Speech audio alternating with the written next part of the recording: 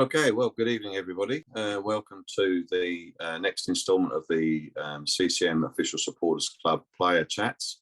We're very lucky this evening to have our captain, Danny Vukovic, join us. Welcome, Danny. This is an opportunity for our fans to get to know you a little better at a personal level, so we appreciate you giving up your time this evening. No worries, guys. Happy to be on and looking forward to the chat. Well, we'll kick off. It's a fairly informal process, Danny. So we just to say want to try and get to know our members to get to know you a little better. So I'd like to start off by asking you, if I may, who would you say influenced your view of football or your desire to be a footballer when you were growing up? Yeah, definitely. It'd be my father. He was born in Serbia, as was my mum, and they came out to Australia when they were pretty young, and obviously football in Europe is huge, and it was a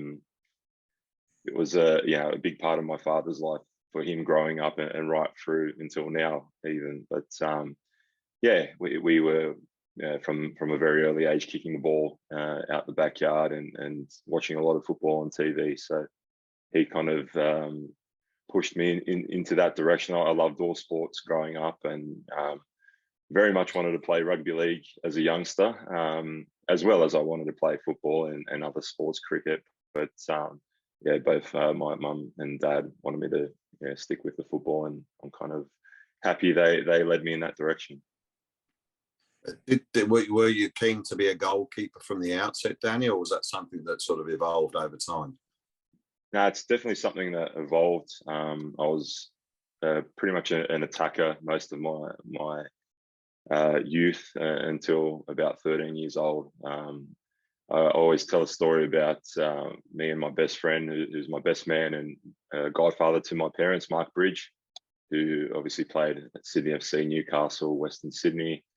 And in my last year out in the outfield, we played as strikers together, two up front, and I scored more goals than him that season. So I thought I was not too bad, but I didn't have the fitness to keep up with it. And obviously in goals you don't have to run, so that kind of suited me well. And I kind of had a natural ability for it. I was not scared to put my body on the line, and and sort of everything kind of progressed from there. I'm sure that's something you remind Mark of every time you catch up with him, that you've got a better goal scoring record than him in the last year. I do, but as soon as I do, he reminds me that he scored the winner in season 3 against me. So he's probably got one up on me there. Yeah, that's a sad memory for many Mariners fans. That one, unfortunately, it was a bad day for me, that as well. So. Part of the journey of a footballer, I guess, that the highs and lows can be quite significant. 100%, and that's it's easy when things are going great. What you don't really learn, you have to sort of learn as you go, is how you deal with those lows, and there's a lot of them throughout a career. So you build up a bit of a resilience, and I think. Certainly myself, I've bounced back from everything, every sort of low that I've had, and I've been able to bounce back, which is something I'm proud of. I'm sure every professional footballer requires a significant amount of self-belief and bounce back ability, as Ian Holloway once called it, I believe. Otherwise, you're not going to get far in the professional game, sadly. 100%, yeah, and it is a tough part of the game, but you have to be able to deal with those setbacks. When did you decide that you wanted to be a professional footballer, Danny? Was there a specific moment or an event that you can recall? Not so much. As long as I can remember, it's what I wanted to do. And as a kid, when people asked me, my parents or relatives, what do you want to do when you grow up? It was always football, and nothing else really interested me, to be honest. And it was a little bit nerve-wracking for my parents, because they were wanting me to do well in school and go to university and take that route in life. And if I was one of the very few lucky ones that could make it as a professional, then great. But if not, there was something there to fall back on. But yeah, as long as I can remember, that's all I wanted to do. I think most players that you see these days have to have a singular focus like that, Danny. Otherwise, if they're cultivating other options, they're not necessarily 100% committed to the professional sportsman path. So I guess it's a double-edged sword because, you know, only a small percentage of individuals make it to the elite levels, as we all know, and there'll be a lot of people whose dreams unfortunately don't come to fruition. Yeah, it's a funny one because you know, especially in the A-League, boys are encouraged to look at other avenues and further learning and things like that. And a lot of boys do it. I wasn't able to do it because, yeah, purely because I thought I needed to put all my focus into football. But I guess other people need a bit of an outlet somewhere, and maybe that's where they can get it. What age were you when you first came into the professional footballing environment, Danny? I was 16 years old, and I was playing at Parramatta Power. I just got into their youth team there, and there was I think a couple of injuries and a suspension to Liam Reddy, of all people, and that's kind of when I got my first taste of it. I was training with the first team squad, and I sat on the bench as a 16-year-old. And I think it was the next season after that, as a 17-year-old, I made my debut in the old NSL for Parramatta Power. Would Laurie McKenna have been the coach in those days, Danny? Laurie was an assistant to Dave Mitchell, I believe. This is going a long way back, 20 years. But yeah, that's where I first met Laurie, and I think through my connection there, and he obviously liked what he saw in me. That's kind of how I made the transition from the old NSL into the A-League with the Mariners. That was quite a fortunate happenstance then, I guess. Yeah, 100%. Obviously, I had the connection with John Crawley as well. I was a Westfield Sports High School graduate, and John was my coach pretty much throughout my whole school, secondary school life. And yeah, he was a big part of me coming to the coast as well. Lucky for all of us then in that case. I think, yeah, the club is very lucky to be affiliated with John Crawley, because for me, he's the best goalkeeper coach in the world, and you just have to look at the goalkeepers he's produced. You know, three of us were at the World Cup just recently, so he's a great man, and yeah, I think all of us can you know, thank him for, you know, giving us what we have as goalkeepers. Indeed, yeah. I remember talking to him at the grand final celebration in 2013, and I got him to sign my shirt, and he very cheekily put number 1 against his name after he'd signed it. So he's quite a character. Yeah, lovely man. Our first ever number 1, and yeah, very selfless guy, and I know how proud he is of you know, all his pupils, and yeah, and yeah, it must be such a thrill for him to, you know, turn on the Premier League when Matty was playing there, and actually just to be with us as well now in the national team. He's worked his way up through the ranks, and deservedly is you know, the number 1 goalkeeper coach in the country. Indeed. Having established yourself at A-League level, you were then fortunate enough to earn an overseas move to Turkey. Are you able to talk to us about what that was like for you and the challenges that you've ultimately faced during what must have been quite a difficult time for you personally? Yeah, it was. You know, it was a big decision to leave the Mariners. Arnie had just come to the club, and we were going into a World Cup year, 2010. At the time, I think it was Holger who was the coach, Holger Osijek, and he was only really using overseas-based players in his national team squads. And you know, I'd kind of been on the cusp of making teams, but then obviously I felt at the time, if I was to stay in the A-League, that yeah, the national team chances were very slim. So yeah, this opportunity came up. Konyaspor came in for a transfer, and it was going to a league where at that time Harry Kewell and Lucas Neal were playing.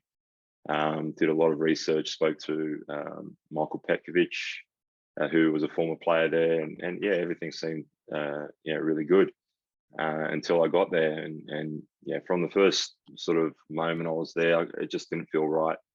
From my medical, and I was living in the training complex for 2 months whilst I was there, constantly asking to see my apartment, which was a part of my contract. I had a car and an apartment as part of my contract. Didn't see a car, didn't see an apartment, and in the end, they said that I can come back to the Mariners. They made a mistake with the foreigner spots. They didn't want to waste the foreigner spot on the goalkeeping position, and yeah, they wanted me to come back. And then I said, well, what about the contract? I signed a 3-year contract, and they said they never sent it to the Turkish Federation, so I don't have a contract. I had the contract with me whilst they were telling me, stands signed by the president, photos on their website of me signing the contract. As I found out a bit later on, this is something that they do a lot in Turkey. Mustafa Amini just went through something like that a year or two ago. And when they do it to the Turkish players don't complain, because if they do, they're seen as a bad egg, and then other clubs won't go near them. And but that wasn't the case with me. I ended up taking them to FIFA, the tribunal, and ended up winning my case. But it meant that it put a bit of a roadblock in my career at that point in time, where it was about to take off, or I felt like it was about to take off. It kind of came crashing down pretty quickly. Well, that's very unfortunate, Danny. But as you mentioned earlier, it's perhaps not an isolated case of those sorts of things happening in European football, sadly. But the good news was it didn't prevent you getting another overseas move in time, which was certainly a lot more successful for you. Yeah, definitely. Yeah. And that's it was a complete opposite going to Belgium, to Genk. That move, everything felt right. From the moment they showed interest, the first correspondence I had from them in an email from their president, they already knew about my son Harley, who had some health issues. They'd already found a specialist for him in Belgium. This was even before I'd even agreed to go there. And that in itself just showed how much they wanted me and how much they cared. And they were already flagging things that I would be concerned about. And yeah, from the moment I got there, it felt right. I felt like I felt wanted. That's a nice feeling. But yeah, they looked after me from the moment I got there, and I was able to spend 4 amazing years there. Yeah, I think you, like everybody, you need to feel valued by your employer. You need to feel that your services are appreciated, and I guess a lot of a professional footballer is that sometimes lines up and sometimes doesn't. But while you were overseas, was there anyone you played against that you were a fan of before you played against them? It's hard to say that there weren't any massive names in the league.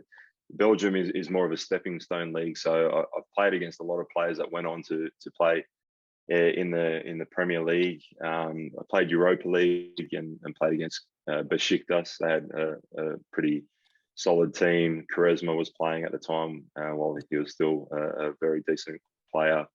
Wagner Love was playing there as well. There's probably a whole heap that I've played against that high quality players, not necessarily fans, but I'm not a big watcher of football. But it was an amazing journey, and I did get to play against some amazing players. Sorry, I'm just getting a phone call. I should have. I'm gonna just put myself on do not disturb. Sorry, guys. I should have done that from the start. That's real life getting in the way. Yeah, just my mum calling. Well, she'll be cross you haven't answered then in that case. She'll call my wife, and my wife will let her know what I'm doing. Okay. What sort of things did you miss most whilst you were overseas? Because you were away for quite a while. Yeah, 5 years I was away. I think the obvious ones are friends and family, but I just missed Australia in itself. The Australian lifestyle, the weather, the culture. Not to say I didn't enjoy myself over there as well. I loved the experience, and it was great that I could share that experience with my wife and my son. But yeah, just like day-to-day things, going for a coffee, having a chat with people, that kind of thing. Yeah, and definitely the weather, because winter in Europe can be pretty harsh. And as a goalkeeper, I found that out pretty quickly. You can't really run around and stay warm. So there were many nights that I was cold out there on the pitch. Oh, I suspect that's something that young Kai Rolls and Geraint Quall will be discovering in the Scottish leagues around this time of year.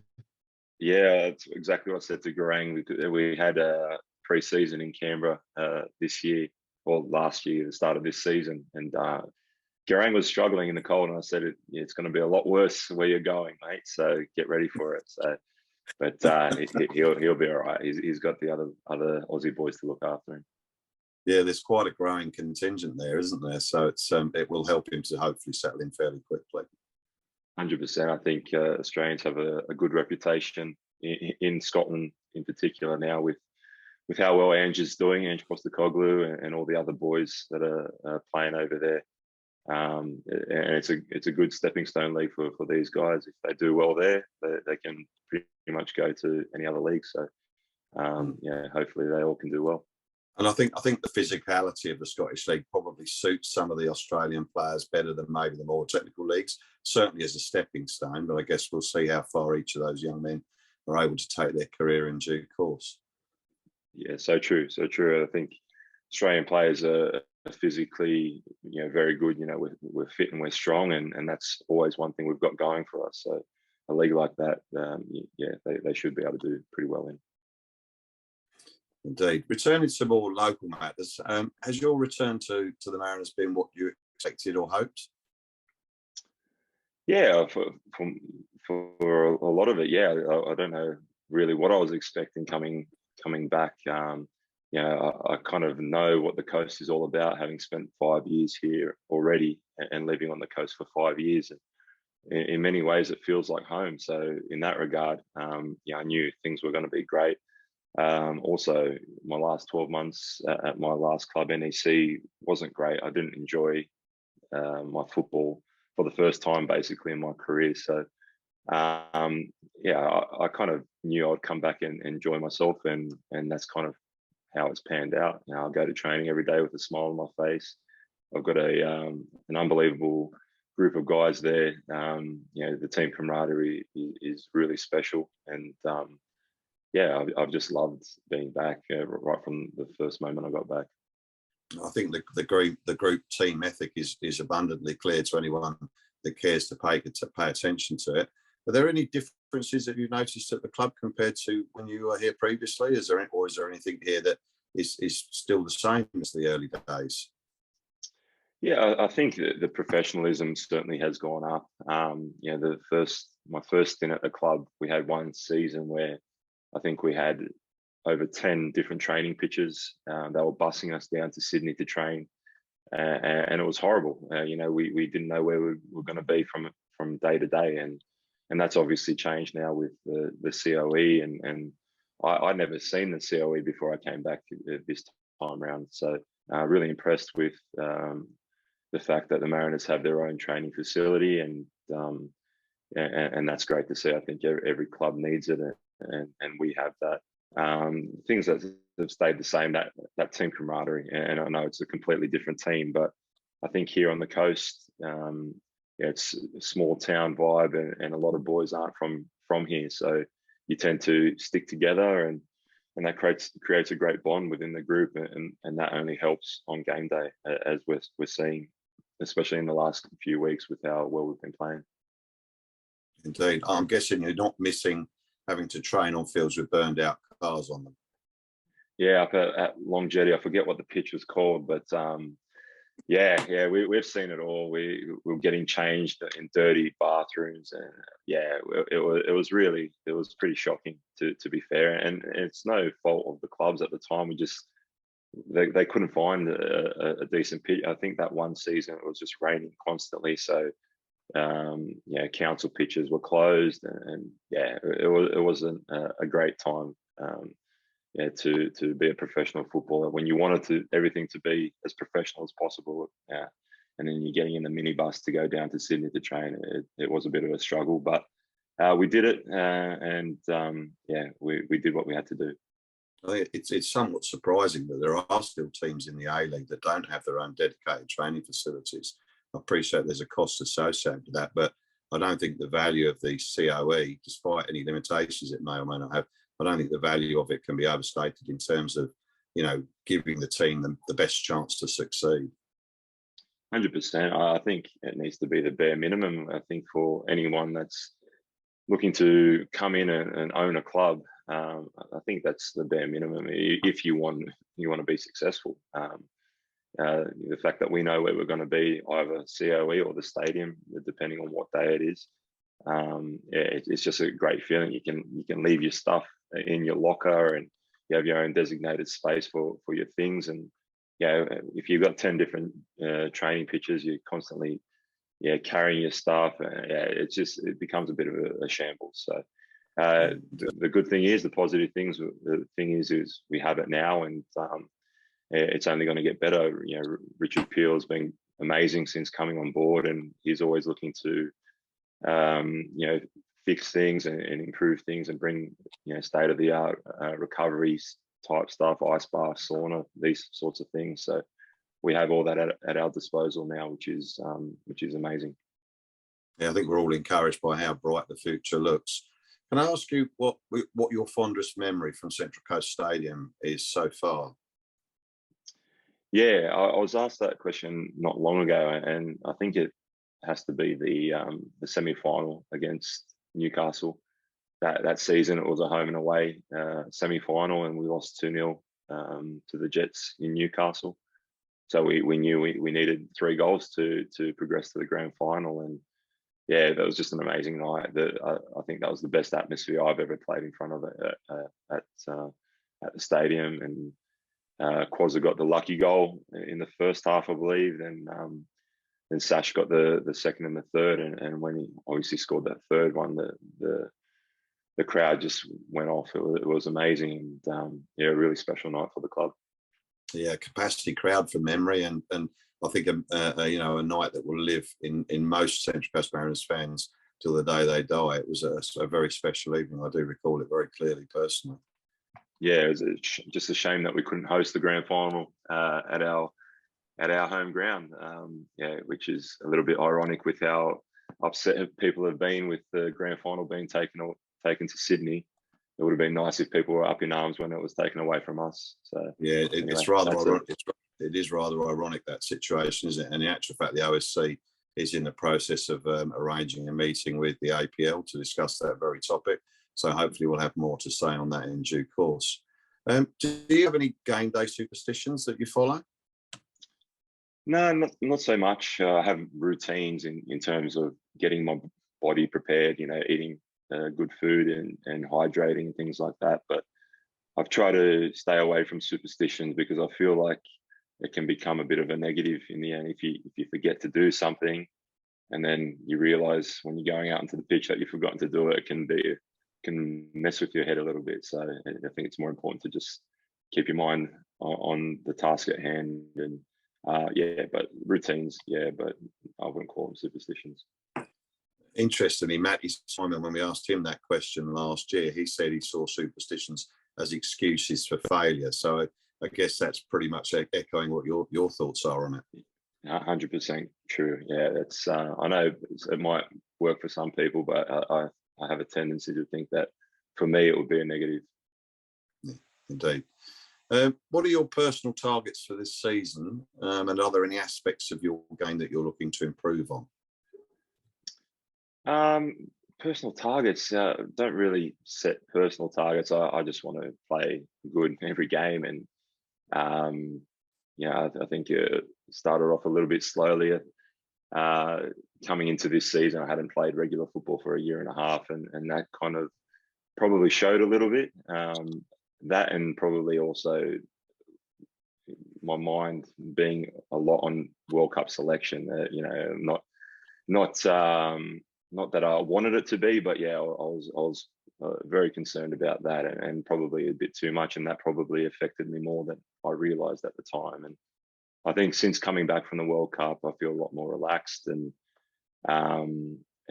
yeah, we've altered my training regime a little bit as well, because at 37, my body's not holding up like it once used to, and I've always been someone that tries to work as hard as possible. Twofold, because I've enjoyed it, but also I feel as though yeah, I was mentally prepared. You know, I knew I'd done the work, and then I was ready for the game. But that doesn't work for me anymore, because I tried it for the first 4 or 5 weeks at the club here, and I felt really bad on game day, and now, yeah, I'm feeling really good. Yeah, we've taken the load off a little bit, and I feel much better for it.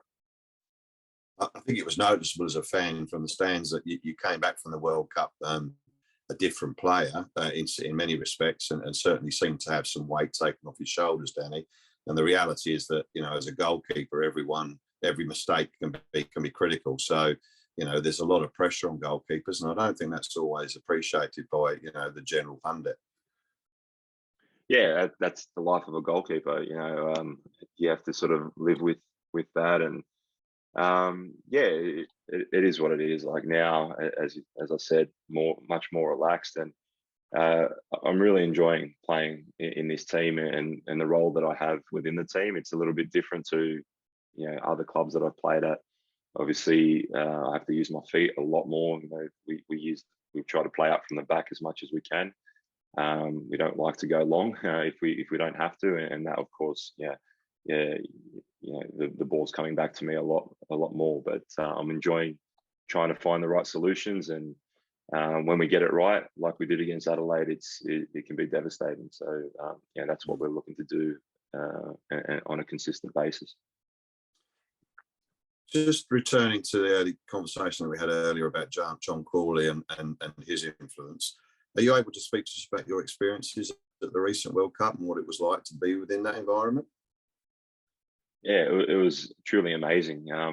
Yeah, in our goalkeeping group, obviously the three of us, Matty and Redders and myself, and then with John included, we work so well together. We're all mates as well, so there's a massive camaraderie there within the goalkeeping group. But everything about the World Cup, it was just amazing, like beyond world class, you know, facilities, the game day experience, the atmosphere in the games. It was just amazing. And you know, seeing Lionel Messi meters from you, this guy that you watch on TV all the time, and he's literally just strolling out there and making everything look so easy. It was yeah, the memories that will last a lifetime. So yeah, so happy I could be a part of it. It must have been quite surreal in some senses.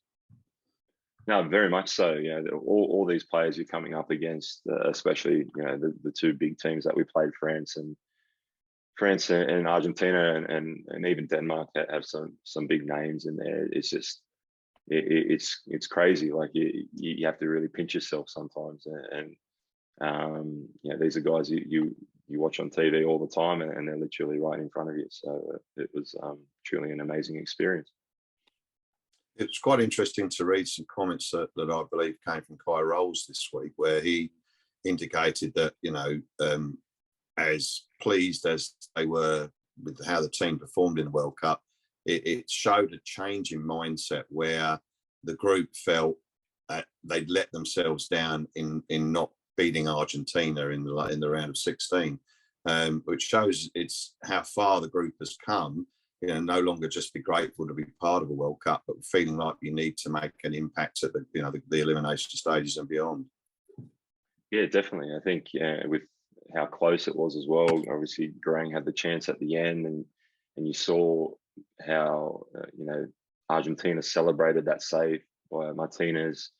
You know, they knew that it was a massive save, and if that goes in, things can be a little bit different. But yeah, that was one thing, and I think one of the most special things coming out of our time at the World Cup was that feeling within the team. We felt we could win games.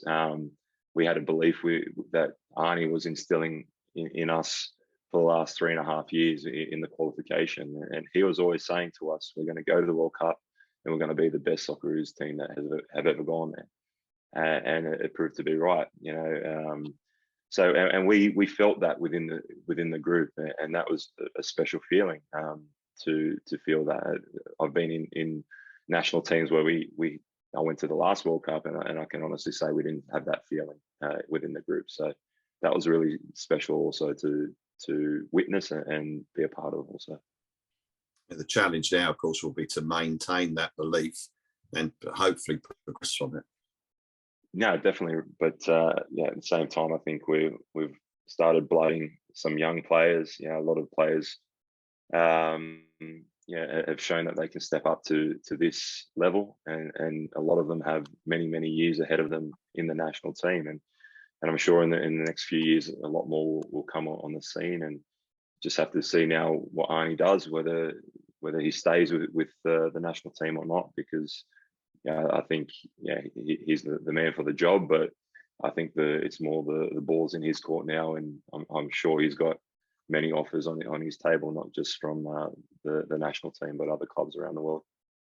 Yeah, I think it's been you know, as we know Graham very well, as from a club perspective, it's been difficult to see some of the criticism that's been levelled at him over the recent years for what was a very difficult qualifying campaign. I don't think anyone can probably appreciate the challenges that you guys faced with the way those games had to be played.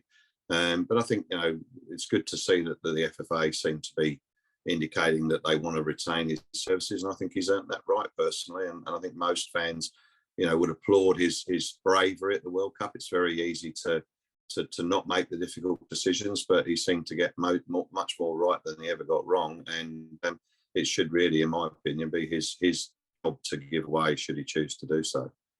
Yeah, I have to agree with you as well. And yeah, I think he got the absolute most out of the group that he could. He pushed everyone to their limits and instilled a belief within everyone that we could go there and do something special, and that's how it all panned out. Well, we're grateful for your efforts, and it was pleasing to see that Craig Goodwin got a round of applause when he exited the field at the weekend, and he acknowledged that. I think that's how every soccer fan should view our players that played in the World Cup, and it was pleasing to see that our fans had the grace to acknowledge that.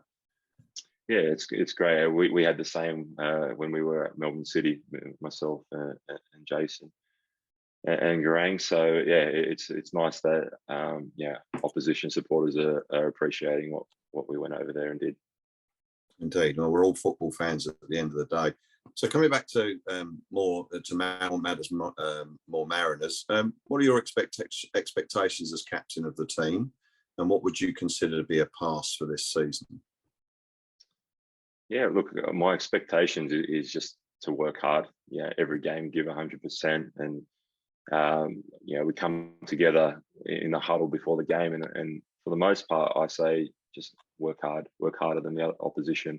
We have our stats after every game. The boys wear their GPS, and we see in the games that we win how much we run, and in the games that we don't win how much we run, and there is a big discrepancy there. So I tell the boys, when we run, we win. When we work hard, we win. So let's work hard. For me, we need to just find that consistency, because when we play at our best, I feel no one can stop us, and it's about finding that level on a consistent basis. In terms of expectations on where we need to be ending up, definitely in the finals. I can see us playing a grand final this season. There's no team in this league that I fear.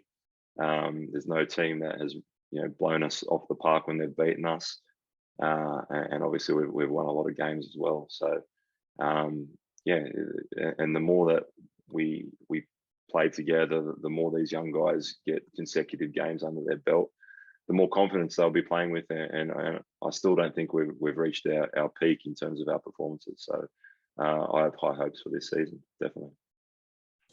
I appreciate that you weren't with the team last season, but given that the team has enjoyed relative success in the last couple of years, has it been difficult in any way to manage the pressure of expectations?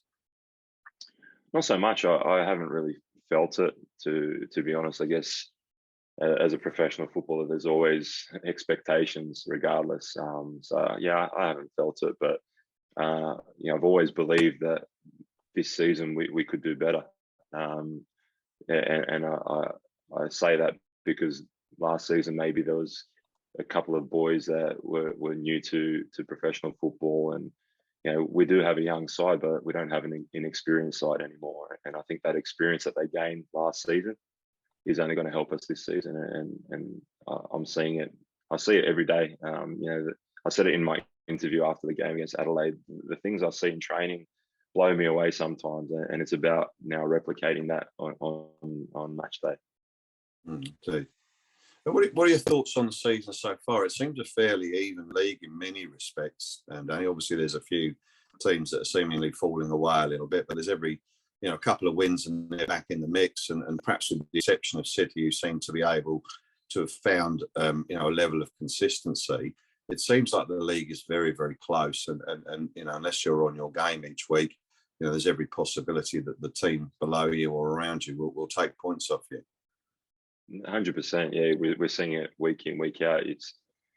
It's hard to pick a winner when you look at the games that are upcoming, and as you say, aside from Melbourne City.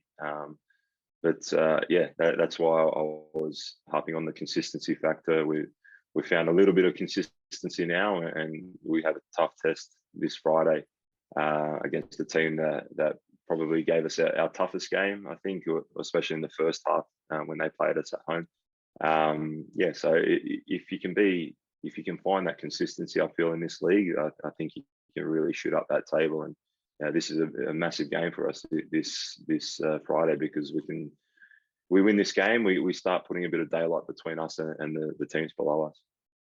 Indeed, yeah. I mean, the win against Adelaide was very vital, and as you say, the MacArthur game is going to be equally important, given how close and how tight the league is. Appreciate this is probably a loaded question, but what's your view on VAR and how it's being applied within the A-League? I can't say I'm a fan of it. I feel like I remember back when it was coming in, and I kind of thought it might be a good thing, probably being on the end of some bad decisions in my time as a footballer. But I kind of feel like we've just replaced some old problems with new ones, and it's a horrible feeling when you score a goal and the team comes up for kickoff and the referee's not blowing the whistle to kick off, and we had that last week. We've had I think 8 goals disallowed this season with VAR going against us. So yeah, it takes away that excitement factor a little bit. You almost need to celebrate twice. I don't like that aspect of it, and certainly it's gone against us a lot this season. So, but from what everyone says and from what I'm hearing, it's here to stay. So you just need to sort of get on with it, I guess. Yeah, I think the problem with the process as a fan is, as you say, it takes away the joy of the moment, or tempers that, certainly, and really the way the system appears to be set up currently, it just moves the subjectivity further down the line. So you're not getting necessarily better outcomes. You're just getting, certainly it seems in some cases, a repetition of the failing in the first instance. But I guess as a club, we've probably suffered as much, if not more, than anyone else in relation to that aspect. So it's going to continue to be, a topic of conversation. And I've lost count of the number of times I've seen, post-match comment not necessarily being about a good win or a good performance, but about the one or two decisions that don't go your way that you feel they should do due to the influence of VAR. Yeah, certainly. I think maybe some incidents can be looked at, others not so much. When a referee has to go off the field to look at a screen when there's 3 guys up in the booth looking at it themselves, that are referees themselves, I just don't understand.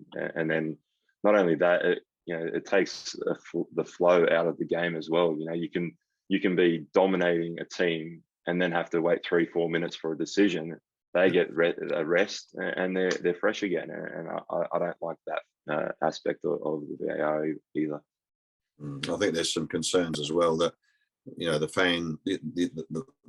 average fan doesn't get to see some of the vision. Well, I would hope there's additional vision that's provided to the VAR officials that we don't necessarily get to see, because based on the vision you see on the TV coverage, it's anything but clear in some instances as to how they might rule in a certain manner on a certain decision. So there certainly needs to be some improvement there, I believe, in terms of keeping fans engaged with it as part of the game. But as you say, the reality is it's here to stay. Yeah, so true. Sometimes when they're going to a decision, you don't even know what they're looking for. Is it a foul? Is it offside? If there's a little bit more transparency there, at the World Cup, when they were doing it, they'd actually say what they were looking at, the potential offside, potential foul, that kind of thing. Maybe that makes it a little bit better, I'm not sure, but the way it's going at the moment, it's like people are left in the dark and we're just standing there literally waiting to start playing football again. Yeah, well, currently everyone's frustrated with it. I would suggest so. They need to find a way forward for the good of the game. So just moving on from that point, amongst our current senior and academy goalkeeping ranks, do you believe there's anyone that has the potential to break through to senior football? And also, what role are you personally taking to help develop the next generation of goalkeepers for the Mariners? Definitely. All the guys that I'm working with at the moment have potential. I think they wouldn't be with us if they didn't have the potential to break through. Yaron is a great guy first and foremost. He's one of my best mates in the team. I was actually with him when I found out I made the World Cup squad, and we shared a special moment there. And he's done well. I think he's improved a lot since I've come as well. Not saying because I'm here, but just I've seen an improvement in him since I've been here in how sharp he is and his distribution and things like that. We have Paddy Beach, a young boy who's doing really, really well as well. And young Pavlovic as well, who's just come on board. He's I think the under-17s national team goalkeeper. They're all really, really good for their age. And with goalkeeping, you need a bit of luck. I had the luck when I came here with John Crawley getting injured. It was his obviously bad luck, and then obviously when I left, Matty Ryan got his chance when Jess Van Straten ruptured his ACL. So that's the hard part for a young goalkeeper, is where you're going to find that game time at a very good level, and that's the hard thing for these boys. But they're all great kids and work really hard, which I really like to see. Well, Australian football seems to have the capacity to produce goalkeepers of a very good standard goalkeepers on an ongoing basis. You look around the A-League, there'd be a number of number two goalkeepers who'd be capable of stepping in as number ones at clubs where they're given the opportunity. So it's a tough gig being between the sticks. And I've met Pat, as you say, and there's some of the other goalkeepers, and they certainly seem to have good heads on their shoulders. And I believe our current goalkeeping coach is a very well-credentialed individual as well. Yeah, Miguel Miranda has come to us this season from Portugal. He's been great. He's been great. A little bit of a filling out process for me and him because he's in his career worked with young goalkeepers, and he's basically developing goalkeepers, whereas he's now got a 37-year-old goalkeeper that isn't going to change, and I do things a certain way, and we had a little bit of a few weeks there where we just had to sort of feel each other out, and I think he's found the right formula for me now, and what he does with me, he doesn't necessarily do with the younger guys. So, but yeah, great guy and a great addition to the club with, as you say, a great CV.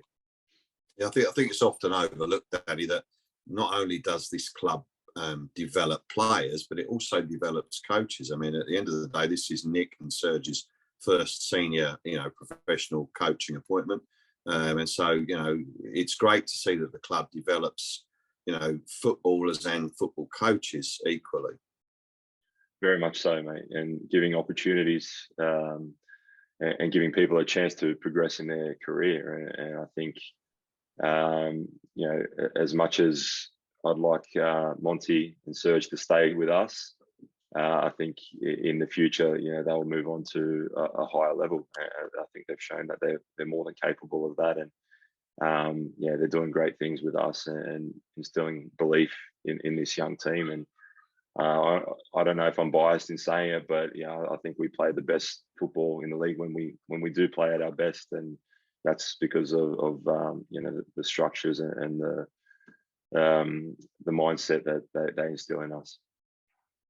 It's clear, I think, from the stands that the team are buying into the game plan and executing it to the best of their ability. And I think when a coach has that level of buy-in from the playing group, they can achieve great things. I recall very clearly, you know, a similar set of circumstances under Graham Arnold, where, you know, the team had total belief in his game plan, his philosophy. And when you're all united on that front, you can achieve great things without necessarily spending the largest amount of money or employing the best, you know, the most gifted footballers technically.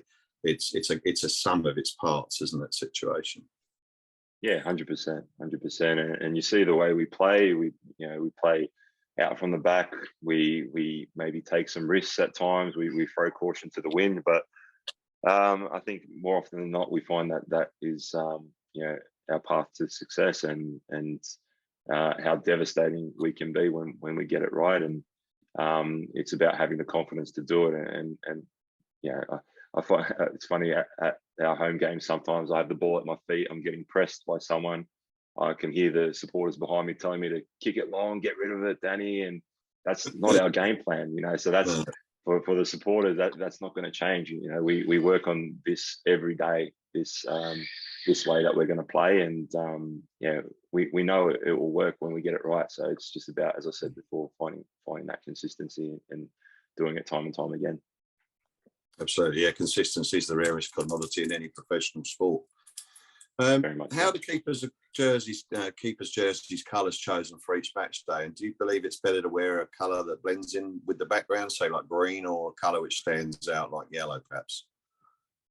I think I don't know, to be honest. You know, there's three colours there, and the light blue one is my favourite of the three. So now we wear that when we can. Obviously, we can't wear it if it's going to clash with the opposition team or with the referees or whatever. But yeah, it's simply chosen because that's my favourite out of the three. And yeah, I don't have an opinion on, you know, whether it should be a bright or dull colour. I don't think it matters. And a question that'll be on a lot of fans' lips, I would imagine, Danny, is: are you looking to extend your stay beyond next season at the Mariners? I can actually let you know that I will be here for another season. I had a option in my contract, and that option's been triggered. So I've got one more season at least at the club. So that's a bit of a breaking news, I guess. But yeah, very happy to be here. And you know, this for me is where I'll finish my career. You know, so whether it's at the end of next season or beyond that, I'm not sure. But yeah, we'll see. And yeah, I don't know if I'll be the #1 goalkeeper next year. At the end of the day, I just want what's best for this team. And you know, I'd love to, you know, take on a mentoring role with the younger guys, which I think I already do. But yeah, happy to say that I'll be here for another season after this one. Well, personally, that's fantastic news to hear. I mean, it has felt like a homecoming on so many levels for you as a player and an individual, Danny. So we're really, really, you know, grateful to you for your efforts today, and we look forward to more of the same next year. And I feel confident you'll still be the #1 glove wearer at the club come next season, off the back of a grand final win this year, of course.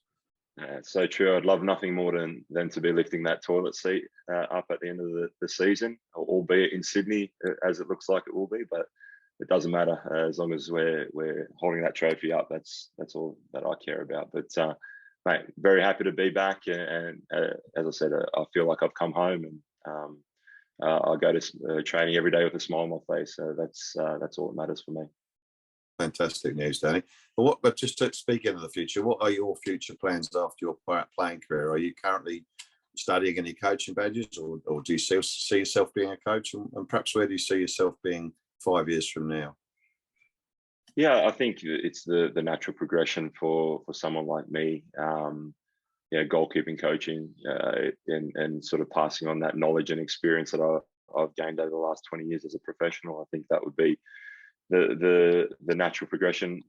I want to do something that I enjoy doing and that I'm passionate about. And I'm actually currently sort of dipping my toe in the water a little bit. I've got 1 day a week coaching up at the sports high school in Carry coaching the goalkeepers there and seeing if it's something that I'd like to do. But I think working with talented young goalkeepers is something that I can see myself doing post my professional career. I think anyone who wants to give back to the game, it's a very laudable position to take, and as you say, that experience as a professional footballer can only be gained in real time, and if you're able to pass some of those nuggets of information and wisdom on to youngsters, that helps them on their journey, then I think that's a fantastic option. Yeah, for sure. I think I think I know a thing or two about what you need to become a professional, and not just the coaching, the mindset side of things, and all that sort of comes together, and I feel I can pass that on to the next generation. Indeed. So we've kind of done the bulk of the heavy lifting, so we're going to move on to some slightly lighter topics. So the first question I've got for you under that banner is, if you weren't a professional footballer, what do you think you would be doing to earn a living? And what teammate or teammates would you like to have working with you, and why?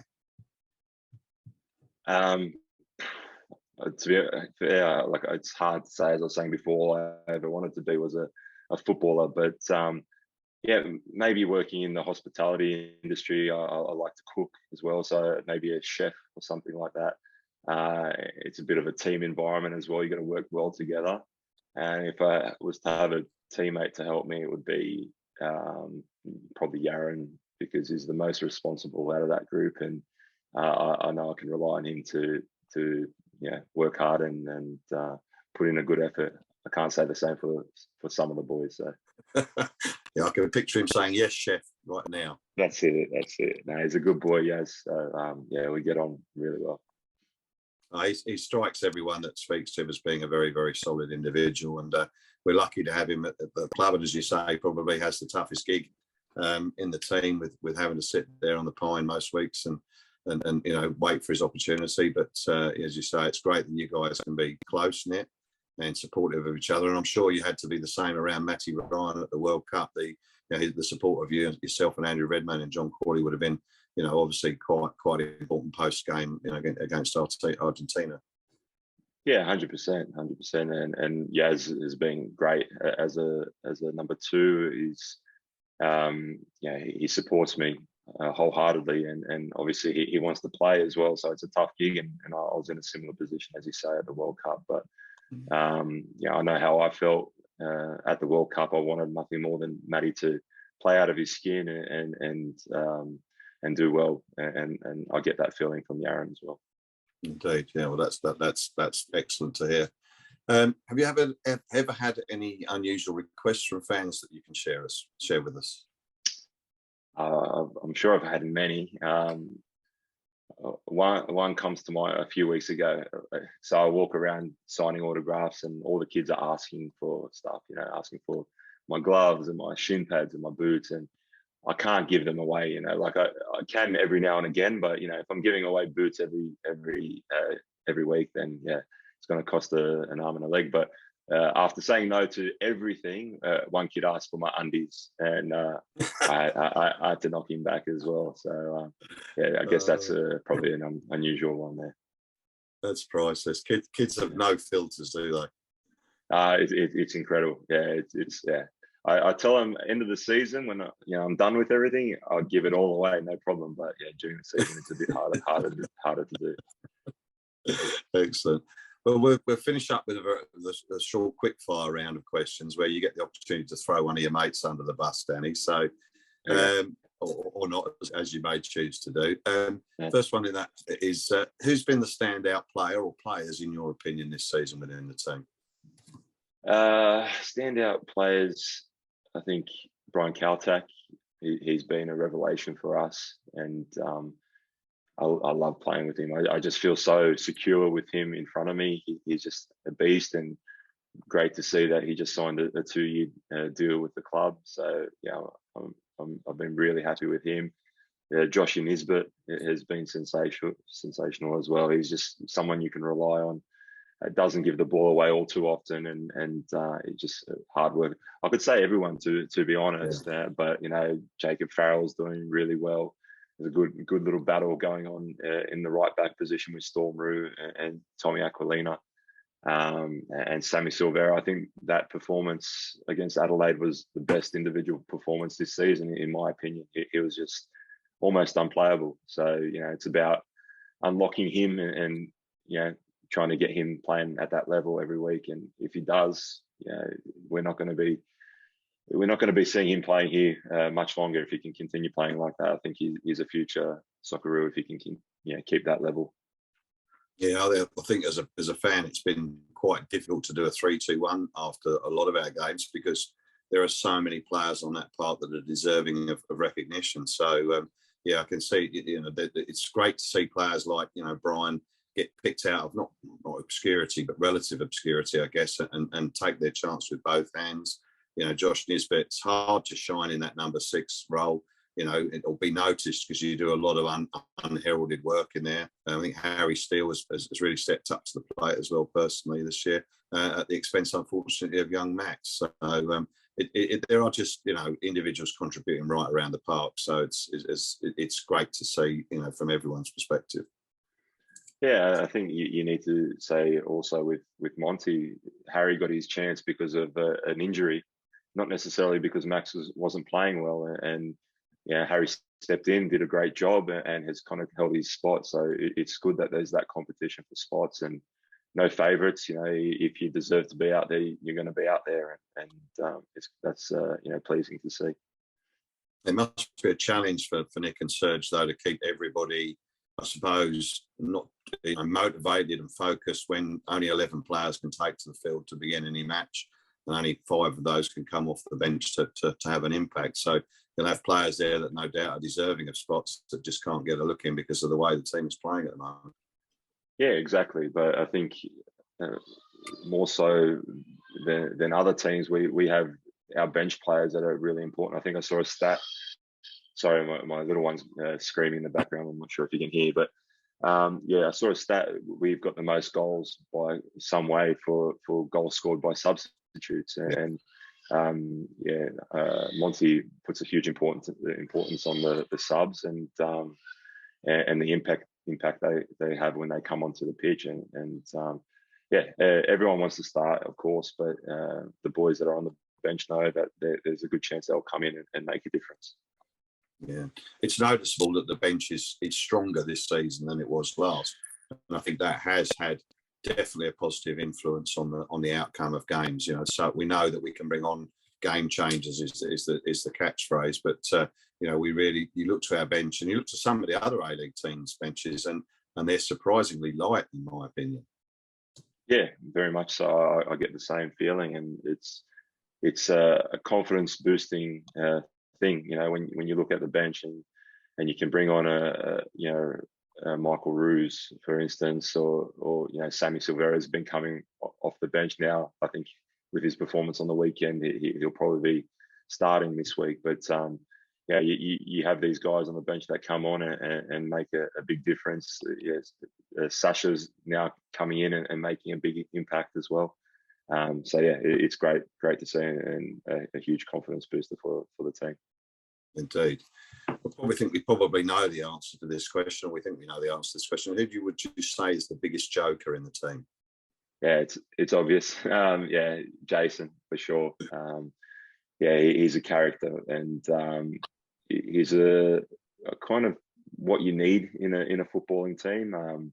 It's a high pressure environment. It can be really high pressure at times, and it's nice to have someone there that can lighten the mood. And he does that, and he knows when to do it as well, and he knows when to be serious and mind on the job. And but yeah, he's great. I had the choice of sitting on one side of the change room or sitting next to him when I came, and I had a feeling, yeah, if I wanted a bit of entertainment, I should sit next to him. So I took the locker next to him, and he hasn't disappointed.